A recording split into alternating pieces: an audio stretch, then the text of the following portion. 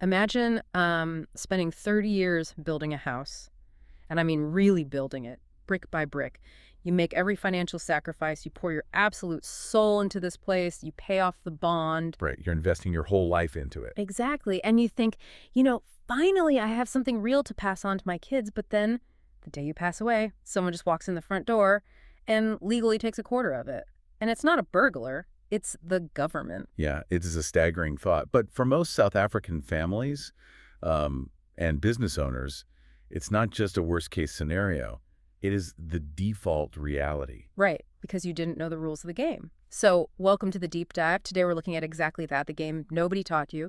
We're pulling from excerpts from the Game of Trusts newsletter, a really comprehensive 15-module course on trust wealth rules, and the professional website of Lumke Sturman, who is an expert trust consultant. Our mission today is to basically shortcut your learning curve. We want to show you exactly how established families protect their assets, legally minimize their taxes, and build these, well, multi-generational fortresses. Because we spend all this time learning how to make money, but like almost zero time learning how to keep it. So, okay, let's unpack this. We obviously can't build a proper defense for your wealth until we know exactly what is attacking it. That is exactly right. Let's look at the mechanics of what actually happens when someone passes away in South Africa. Because before a single cent reaches your family, there are 4 automatic charges that hit the estate. Automatic, like nobody has to do anything and they just happen. Yep, completely automatic. The first one is estate duty.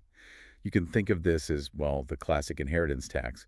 SARS levies a 20% tax on everything in your personal estate above a 3.5 million rand threshold. Wow, okay, so 20% right off the bat. Right, and if you've been highly successful and your estate crosses the 30 million rand mark, that rate actually jumps to 25%. So the first cut is just massive and taken right off the top. Exactly.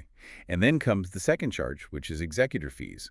The executor is the person who actually administers your estate, pays the creditors, and distributes the assets. By law, they can charge up to 3.5% plus VAT.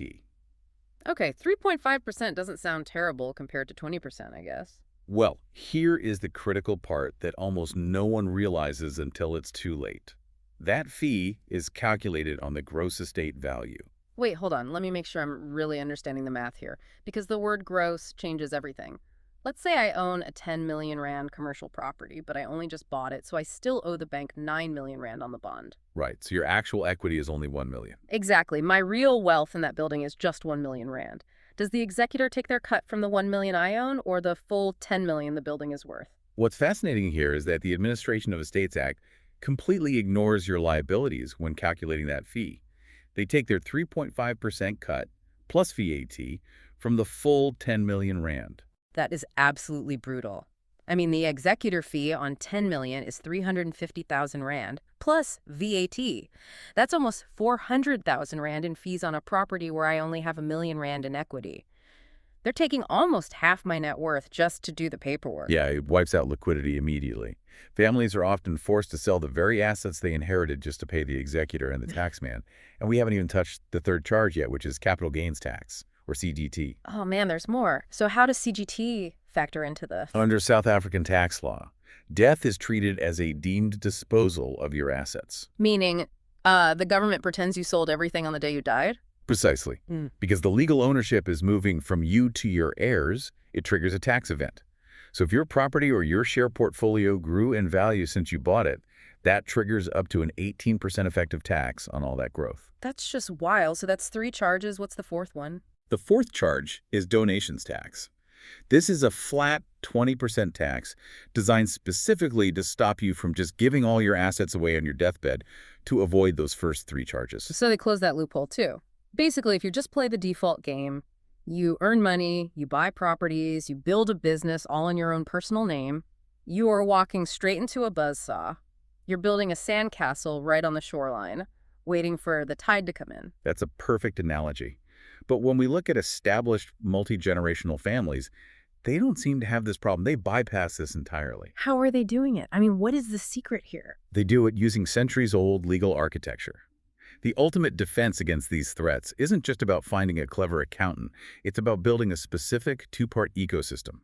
The established standard is a family trust that owns 100% of the shares in a Pleady RTD company. A trust owning a company. Why do we need both? Like, why can't I just run my business out of a trust directly or just keep everything in a company? Because they serve entirely different but complementary functions. Think of it as a vehicle. The company acts as the engine.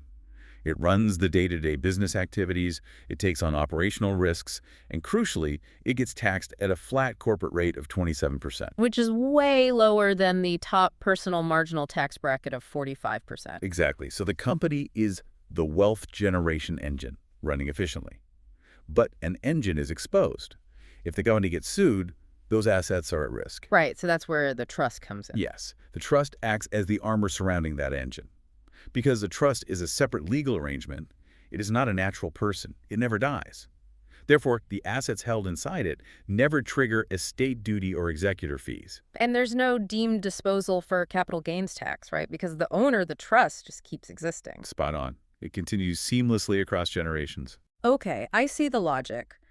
But as an entrepreneur, I have a major hesitation here.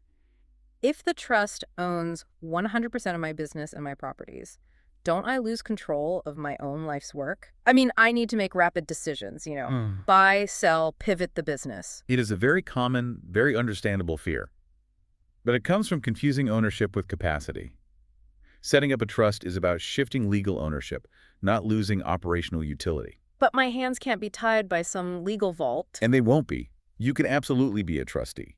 You can be the primary decision maker while you are alive and capable. A properly administered trust doesn't strip control away from you at all. Okay, so I don't own the asset, but I control the entity that owns the asset. Correct. What it actually does is ensure that your control continues when you are eventually incapacitated or gone. And when we look at the mechanics of this, there's another massive benefit to this structure, the conduct principle. Oh, this is Section 25B of the Income Tax Act, right?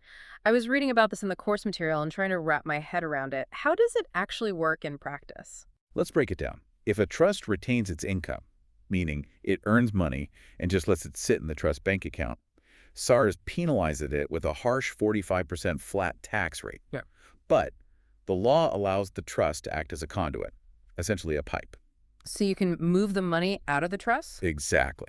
The trustees can choose to distribute the income it receives from the company out to the trust's beneficiaries. And the tax follows the money through the pipe? Yes. The tax liability flows to the beneficiary, who then pays tax at their own personal marginal rate. So instead of the trust paying 45%, you could distribute income to, say, an adult child who is studying or starting a junior job. Their marginal tax rate might only be 26%. Wow. So it's a completely legal way to retain wealth in the family by utilizing everyone's tax brackets. Let's put this into reality so we can really see the contrast. Imagine two business owners, Naidu and Pillay. They both bought identical commercial properties worth 10 million rand. Okay, let's look at their different paths. So Naidu does what most people do. He owns the property in his personal name. He collects the rent, which pushes him into the 45% tax bracket. And if his separate business goes bankrupt, his commercial property is fully exposed to creditors. Right, and when he passes away, his family is getting hit with roughly 1.5 million rand in estate duty, plus executor fees, plus CGT. Exactly. His kids might have to sell the building just to pay the taxes. But then look at Pillay's reality. He owns the exact same building, but the legal title sits inside his family trust. And because of that, he pays significantly less tax every year using the conduit principle. Yeah, and a lawsuit against his business can't touch the building. When he passes away, zero estate duty. The trust just keeps collecting rent for his kids. Same assets, same effort, completely different financial destiny. Pillay isn't working harder. He just fundamentally understands the rules. But this raises an important question. If this structure is so objectively superior, why doesn't every single business owner set this up on day one? Here's where it gets really interesting. I think it comes down to a psychological trap. First-generation business owners have this incredible bootstrap mentality. You hustle, you grind, you focus entirely on survival, and you think, I'll worry about wealth structuring later when I'm actually wealthy. That later trap is devastating. It's like waiting to buy a fire extinguisher until you already smell smoke. Let's look at the mathematics of delay. Imagine a guy who waits until he is 60 years old to transfer his highly successful 20 million rand manufacturing business into a trust. Because he built it in his personal name, moving those shares triggers an immediate capital gains tax event, right? Precisely. He suddenly has to pay millions of rand in tax just to move his own asset from his left pocket into his right pocket. The success of the business actually becomes a penalty. That is heartbreaking. Contrast that with an entrepreneur who starts the trust at age 30, when her new tech business is just an idea and worth absolutely nothing.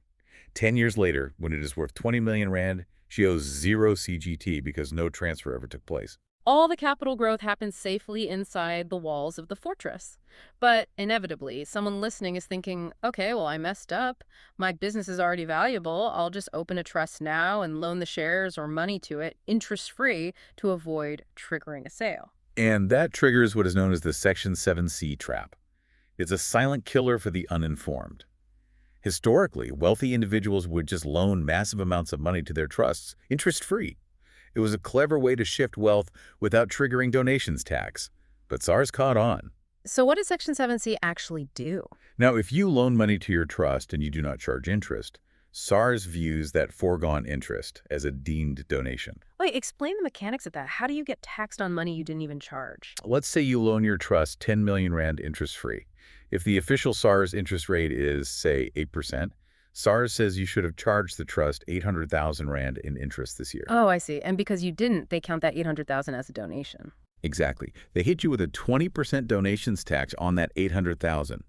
So you suddenly owe 160,000 rand in tax every single year, compounding against you. And most people don't even realize it's happening until they get audited. So you absolutely must charge your trust interest at the official rate. Yes, and the trust must actually pay it. You can't just set up a trust blindly. You have to navigate the traps. Right. So a trust is the core of this fortress, but true wealth protection is an integrated ecosystem. Let's look at some proactive tools, because there are legal mechanisms in South Africa that feel almost like cheat codes if you know how to use them. For instance, retirement annuities or RAs. This is one of the most underutilized tools for business owners. Most people view RAs purely as standard, boring retirement products, but structurally, they are incredibly powerful. Legally, a retirement annuity falls under the Pension Funds Act. It does not fall under the Administration of Estates Act. Meaning it exists in a completely separate legal universe from the executor and the estate duty. Exactly. Money held inside an RA completely bypasses your estate. The estate duty tax cannot touch it. The executor cannot charge a single cent in fees on it. Upon your death, the fund pays out directly to your nominated beneficiaries outside the winding up process. That's incredible. And you get a tax deduction for contributing, right? Yes, contributions give you up to a 27.5% tax deduction right now. So you lower your income tax today while permanently shielding that capital from estate duty tomorrow. That's brilliant. There are exemptions too, right? Like leaving assets to a spouse. Yes, under Section 4Q of the Estate Duty Act, any asset you leave to a legal spouse triggers exactly zero estate duty. The spousal exemption is limitless. And what about the annual donations allowance? I saw something about 100,000 rand limit. That's right. Every single person in South Africa is allowed to donate 100,000 rand per year, completely tax-free. So a married couple can systematically move 200,000 rand into their trust every single year without triggering donations tax. Over a decade, with compound interest, that is, millions of rand permanently moved outside their taxable estate. Okay, so what about the more aggressive strategies? I was reading about the way SARS treats residential property development and crypto assets. Honestly, it almost sounds too good to be true. Are these loopholes that the government will shut down? If we connect this to the bigger picture, you have to realize that these aren't loopholes at all. They are deliberate, explicit provisions written into South African law to drive specific economic behaviors. Take Section 13(6) of the Income Tax Act. The property one. Yes. If your company buys or builds 5 or more new residential rental properties, the government allows you to claim a 55% depreciation deduction against the purchase price over 20 years. That is massive. You're legally paying a fraction of the tax you normally would on rental income. But why would the government essentially subsidize a private property portfolio? Because the government has a massive housing shortage, and they don't have the capital to build it all themselves. They use the tax code to incentivize private capital to build residential units. It's a policy goal. Ah, okay. But you only get the massive tax benefit if your ecosystem is structured correctly. Exactly. It's the same principle with crypto assets. The tax code differentiates entirely based on your behavior. So how does that work? Is it just the difference between investing and trading? Precisely. If you structure yourself as an investor, meaning you buy and hold crypto for the long term, Your profits are subject to capital gains tax, maxing out at an 18% effective rate. But if you behave like a trader, buying and selling daily, SARS classifies that as revenue, and you are taxed at income tax rates up to 45%. Behavior dictates the tax.